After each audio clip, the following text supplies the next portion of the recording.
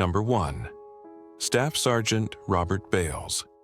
On the night of March 11, 2012, former Staff Sergeant Robert Bales, who was born in Norwood, Ohio, and had enlisted in the U.S. Army after the September 11th attacks, left his post at Camp Balambe, a remote base in Kandahar Province, Afghanistan. He entered the nearby villages of Al-Khuzai and Najiban, where he murdered 16 Afghan civilians, 9 children and 7 adults. Some of the victims' bodies were set on fire. After returning briefly to base, Bales left once again to commit more killings.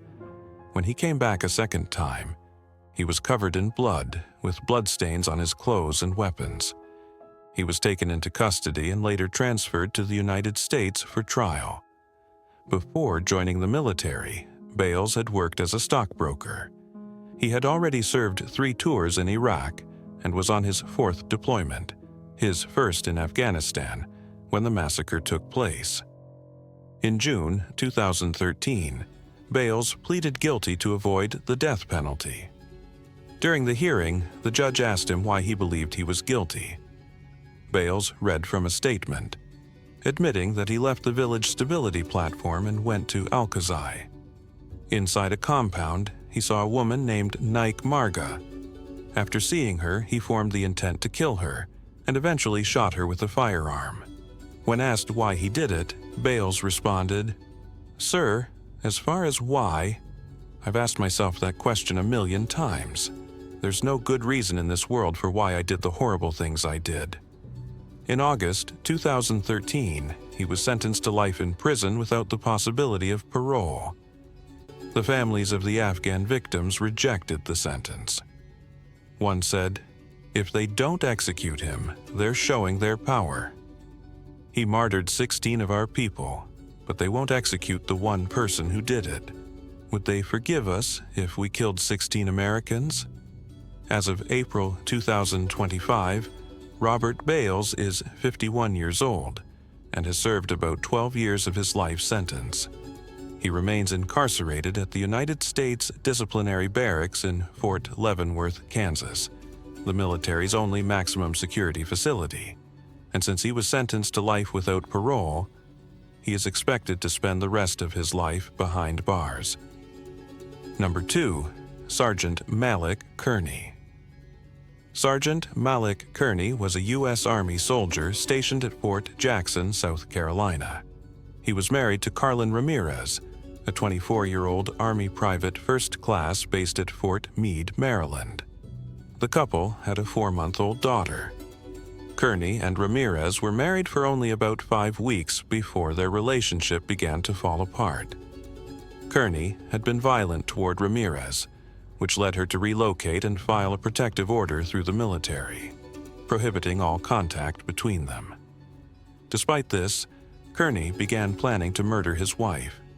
He recruited his mistress, Dolores Delgado, and together they came up with a plan to carry it out without being caught. Kearney instructed Dolores to calculate her vehicle's gas mileage from South Carolina to Maryland, then purchase enough fuel in advance so he wouldn't have to stop at any gas stations. She also provided him with a firearm for the murder.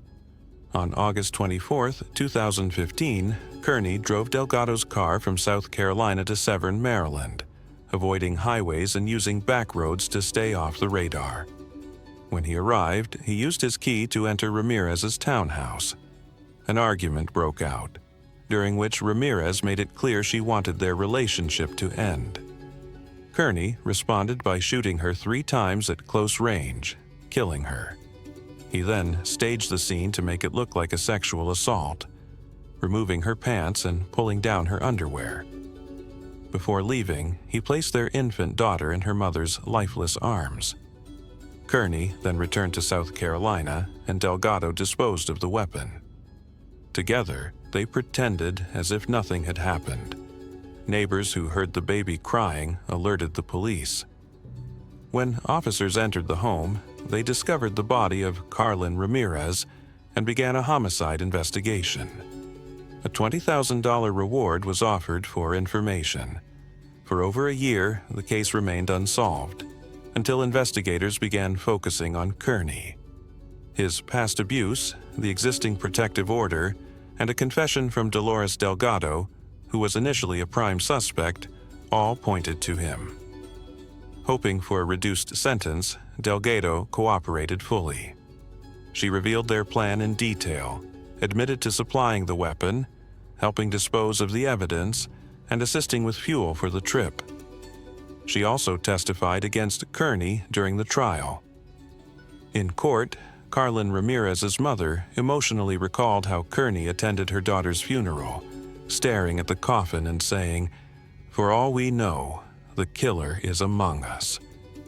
Through tears, she begged the judge to show no mercy, saying he had no regard for human life and should be removed from society. In August 2018, after an 11-day trial, Maliek Kearney was found guilty of interstate travel to commit domestic violence resulting in death, and of using a firearm during a violent crime. On November 30th, he was sentenced to life in federal prison without the possibility of parole. Kearney showed little emotion during sentencing, telling the court, "There is no moment that I don't miss Carlin. The love I have for her grows stronger each day." The judge called him a liar and said he did not believe him. Dolores Delgado also pleaded guilty to interstate travel to commit domestic violence resulting in death. She was sentenced to 17 years in federal prison on September 7, 2018. As of April 2025, Maliek Kearney is 43 years old and has served approximately 6 years and 5 months of his life sentence. The infant daughter, who was found lying next to her mother's body, is now being raised by family. Number 3, Sergeant John M. Russell. Sergeant John M. Russell was a communications specialist serving his third tour of duty in Iraq with the 54th Engineer Battalion. In the months leading up to the tragic event that would define his legacy, Russell showed clear signs of severe depression and paranoia. He made multiple visits to military mental health clinics, convinced that his unit was trying to end his military career, an idea that only intensified his emotional and psychological distress. On May 11, 2009, at Camp Liberty near Baghdad, Iraq, Russell was escorted out of a counseling session at the Camp Liberty Combat Stress Center after a heated altercation. While being taken back to his unit at Camp Stryker, he managed to overpower his escort, steal an unsecured M16 rifle, and return to the clinic. Once there, he opened fire, killing 5 U.S. military personnel: 54-year-old Army Major Matthew P. Housel, 52-year-old Navy Commander Charles K. Springle, 25-year-old Army staff Sergeant Christian E. Bueno Galdos, 20-year-old Army Specialist Jacob D. Barton, and 19-year-old Army Private First Class Michael E. Yates, Jr. Russell was apprehended immediately after the shooting. He was charged with 5 counts of premeditated murder, 1 count of aggravated assault, and 1 count of attempted murder. At first, military prosecutors sought the death penalty, but in May 2013, Russell pleaded guilty to unpremeditated murder as part of a plea deal to avoid capital punishment. Despite this plea, the military judge, Colonel David Kahn, found that the murders were, in fact, premeditated and sentenced Russell to life in prison without the possibility of parole. His defense team argued that Russell was suffering from severe depression, post-traumatic stress disorder, PTSD, and possibly a traumatic brain injury due to prior combat exposure. They claimed these conditions diminished his ability to control his actions. As of April 2025, John Russell is 60 years old and has served approximately 11 years and 11 months of his life sentence. He remains incarcerated at the United States Disciplinary Barracks in Fort Leavenworth, Kansas. This case is a devastating reminder of the urgent need for better mental health care within the military, and how untreated psychological wounds can lead to unthinkable consequences. Number 4. Sergeant William Kreutzer. Sergeant William Kreutzer Jr. served in the 325th Airborne Infantry Regiment of the 82nd Airborne Division, based at Fort Bragg, North Carolina. He enlisted in the U.S. Army in February 1992 and rose to the rank of sergeant by October 1994. Throughout his service, Kreutzer reportedly endured constant teasing and cruel pranks from fellow soldiers. These experiences led to growing feelings of resentment and isolation. He was mockingly nicknamed Crazy Kreutzer. During one assignment, he suffered a breakdown and voiced intentions to harm other soldiers. As a result, he was questioned, disciplined, and referred to mental health professionals. While they found that he struggled with anger and low self-esteem, they determined that he did not pose a threat. Still, he was prohibited from using weapons for 2 weeks. Just one day before the attack, Kreutzer made a disturbing phone call to specialist Burl Mays, warning that he intended to open fire during training. Mays immediately reported the threat, but superiors dismissed it, calling Kreutzer just a baby. Nevertheless, Mays was permitted to search Kreutzer's room, where he discovered a well-written will. By then, it was too late. Kreutzer had already left and positioned himself in a tree line overlooking Towle Stadium at Fort Bragg. Around 5 a.m., as approximately 1,300 soldiers gathered for morning physical training, he opened fire. Major Stephen Mark Badger was killed, and 18 others were wounded. Despite being unarmed, several brigade staff, led by Lieutenant Colonel Mike Carrion, confronted Kreutzer, forcing him to change positions multiple times. Finally, 3 Special Forces soldiers, Sergeant First Class Tony Miner, Sergeant First Class Bob House, and Sergeant Edward Mongold, managed to tackle and disarm him. He was immediately taken into custody by military police. In 1996, Kreutzer was convicted of premeditated murder, 18 counts of attempted premeditated murder, larceny of government munitions, and other charges. He was initially sentenced to death. However, in March 2004, the Army Court of Criminal Appeals overturned his death sentence, citing ineffective counsel and mental health concerns. On March 10, 2009, Kreutzer accepted a plea deal to avoid the death penalty. He pleaded guilty to all charges, and on March 24th, he was sentenced to life imprisonment without the possibility of parole. He was reduced in rank to E1, stripped of all military pay and benefits, and dishonorably discharged. During the trial, Kreutzer stated that he wanted to send a message to the chain of command, one he felt had forgotten the well-being of the common soldier. He also expressed deep remorse, saying, "To each and every person that I hurt directly by shooting them, and to each and every person affected by my actions, I offer my most heartfelt, sincere apology." As of April 2025, William Kreutzer has served approximately 29 years and 6 months of his life sentence. He remains incarcerated at the United States Disciplinary Barracks in Fort Leavenworth, Kansas, where he is expected to spend the rest of his life. Number 5. Soldier Grady Wayne Wilkes.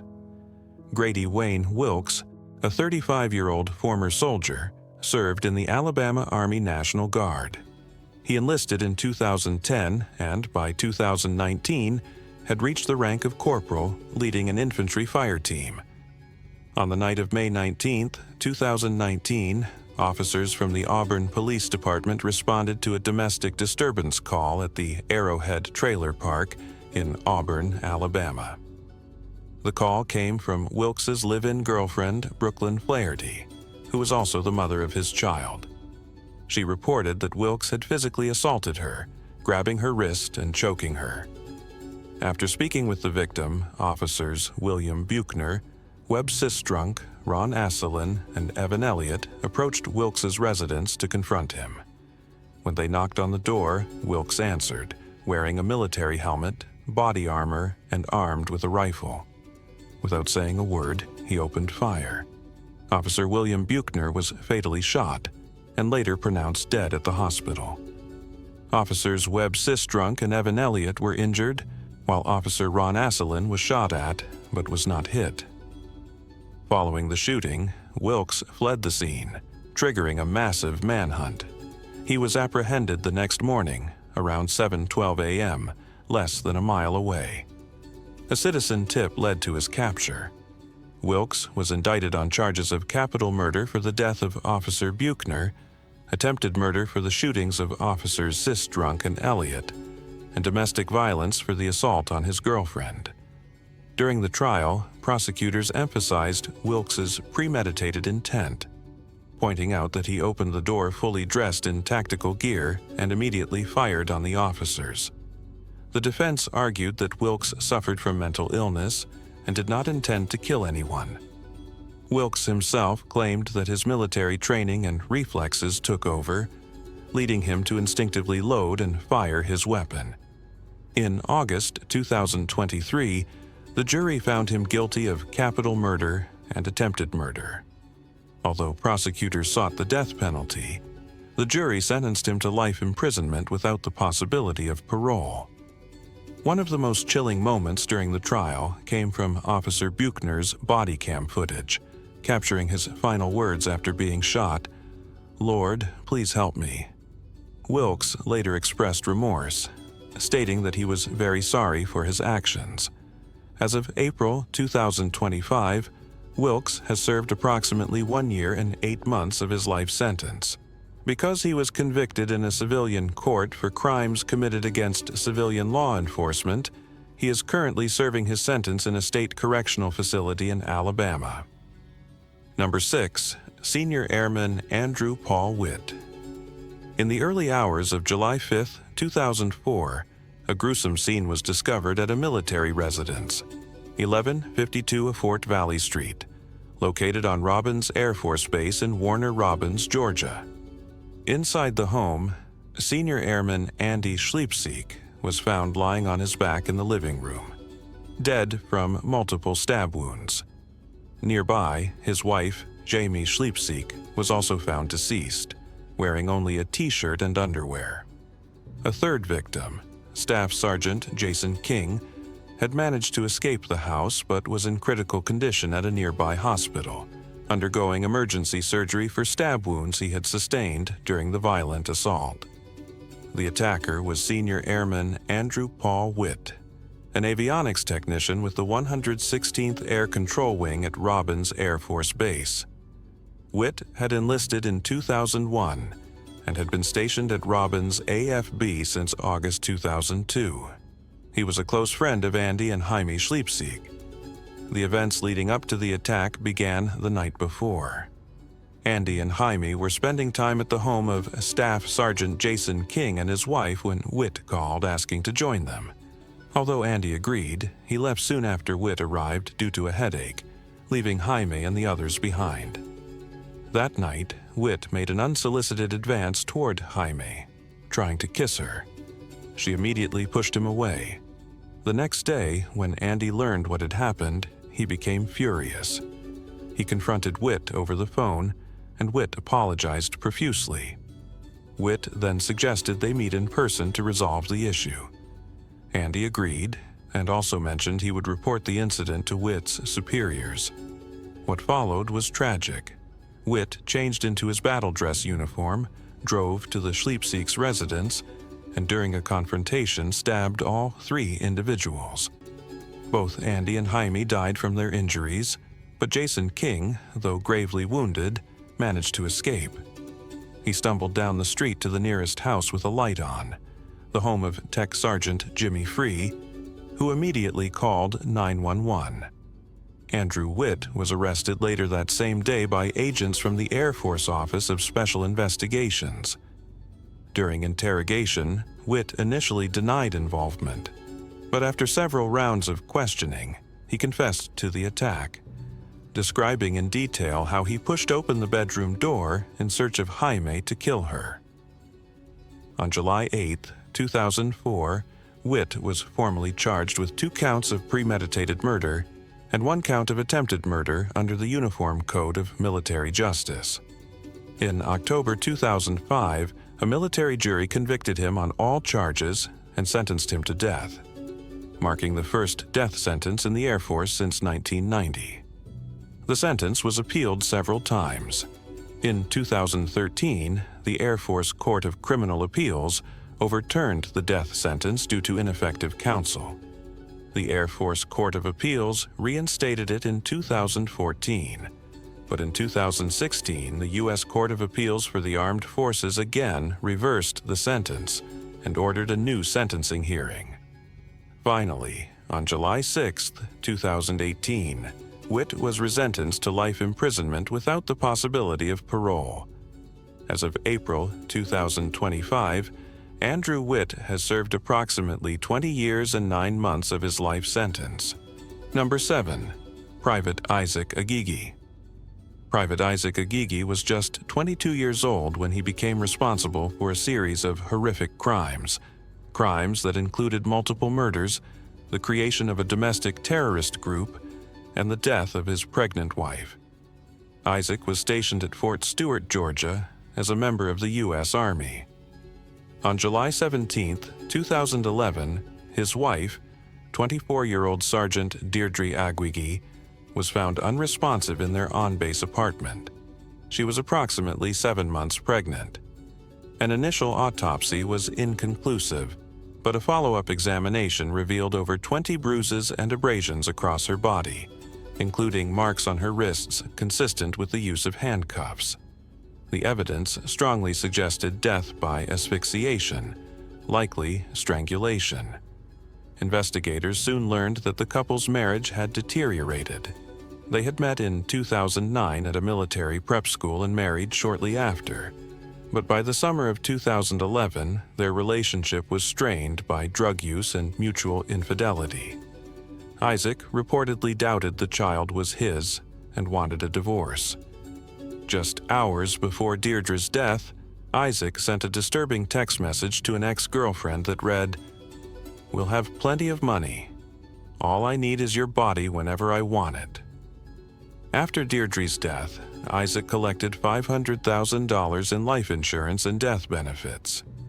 Instead of using the money for his family, he used it to fund a domestic militia group he created, Forever Enduring, Always Ready, or FEAR. Comprised of active duty and former military personnel, the group aimed to stockpile weapons, overthrow the U.S. government, take over Fort Stewart, and even carry out an assassination attempt on the president. The members of FEAR were marked with anarchist-style tattoos and operated under strict secrecy. They spent over $87,000 on firearms, explosives, and tactical gear. Isaac recruited troubled or disillusioned soldiers into FEAR using his military connections. In one recorded video, he chillingly described himself as the nicest, cold-blooded murderer you will ever meet. By December 2011, Isaac suspected that 2 people posed a threat to the group's secrecy: former soldier Michael Rourke, age 19, and his 17-year-old girlfriend Tiffany York. Rourke had recently left the Army and was previously involved with the group. Fearing they might expose FEAR, Isaac ordered their execution. On the night of December 4, 2011, the couple was lured into the woods under the pretense of target practice. There, Tiffany was shot in the head twice by Officer Anthony Pedden while exiting the car. Michael was forced to kneel by Private Christopher Salmon and then shot twice in the head as well. The brutal killings triggered an investigation that exposed the existence and true intentions of fear. In July 2013, Isaac Agigi pleaded guilty to 2 counts of malice murder and 4 counts of violating Georgia's anti-gang law in connection with the deaths of Rourke and York. He was sentenced to life in prison without the possibility of parole. But that wasn't the end. In March 2014, new testimony from a former Army friend revealed that Isaac had confessed, just weeks after his wife's death, that he had handcuffed Deirdre during sex, placed a plastic bag over her head, and suffocated her. He claimed it was consensual, but the injuries and circumstances said otherwise. Isaac was court-martialed for the murder of his wife and unborn child. He was found guilty and given another life sentence without parole. As of April 2025, Isaac Egwigwe has served approximately 11 years and 9 months of his life sentences. Number 8. Soldier Ryan Gibson Anderson. Ryan Gibson Anderson, a 47-year-old tank crewman with the 303rd Armor Battalion of the 81st Armor Brigade, was stationed at Fort Lewis near Tacoma, Washington. Born in Everett, Washington, Anderson had a military background that included serving as a specialist in the Washington State National Guard.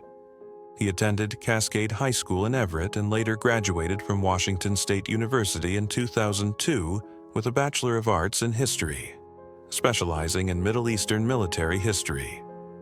While stationed at Fort Lewis, Anderson underwent training for a year-long deployment to Iraq with his National Guard unit.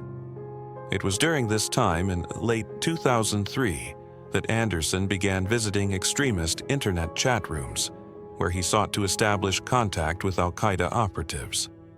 In these online spaces, he offered to provide sensitive information on U.S. military capabilities, weaponry, and tactics. His activities were first detected by Shannon Ross Miller, a former municipal judge in Montana who was monitoring jihadist websites. Miller recognized the potential threat and alerted the FBI. This led to a joint sting operation between the Army, the FBI, and the Department of Justice in early 2004. Unbeknownst to Anderson, he began engaging with undercover agents posing as al-Qaeda members. During these exchanges, Anderson provided valuable military information, including sketches of M1A1 and M1A2 tanks, his passport photo, military identification card, and weapons card. He also revealed sensitive details about U.S. Army troop movements, equipment, and tactics. In one disturbing chat, he even described how to target U.S. Army personnel by detailing the exact caliber of rounds needed to penetrate the windshield of an up-armored Humvee, potentially killing the driver. Anderson's behavior appeared to stem from a desire for belonging and acceptance, as he sought connection in these extremist circles. He even confided in a close friend that the FBI had questioned him, signaling he was aware his actions were under scrutiny.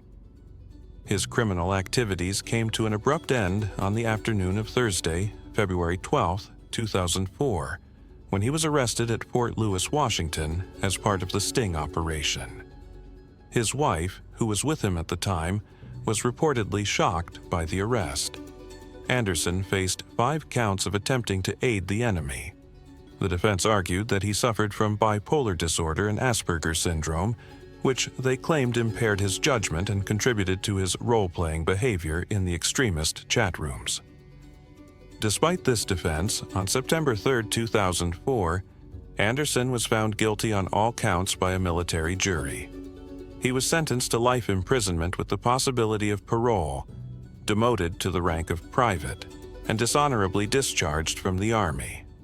As of April 2025, Ryan G. Anderson has served approximately 20 years and 8 months of his life sentence at the United States Disciplinary Barracks in Fort Leavenworth, Kansas. He is notable for being the second Muslim soldier with Fort Lewis connections to be accused of wrongdoing related to the war on terrorism. Number 9. Soldier Dwight Jeffrey Loving. Dwight Jeffrey Loving, born in Rochester, New York, was a private first class in the United States Army stationed at Fort Hood, Texas. On December 11, 1988, Loving entered 2 convenience stores and robbed them, obtaining less than $100. Needing more funds, he turned to local taxi drivers. On the evening of December 24, 1988, Loving hailed a cab driven by 20-year-old Army Private Christopher Fay, who was working part-time as a taxi driver. Loving directed Fay to a secluded area within Fort Hood, where he robbed him at gunpoint. After taking Fay's money, Loving shot him in the back of the head. Seeing that Fay was still moving, He shot him again to make sure he was dead. Fay's body was discovered shortly thereafter by another soldier. Later that same day, Loving hailed another cab, this time driven by 44-year-old retired Army Master Sergeant Bobby Charbino. Using a similar tactic, Loving directed Charbino to a secluded location in Killeen, Texas, where he robbed Charbino and shot him in the head, killing him.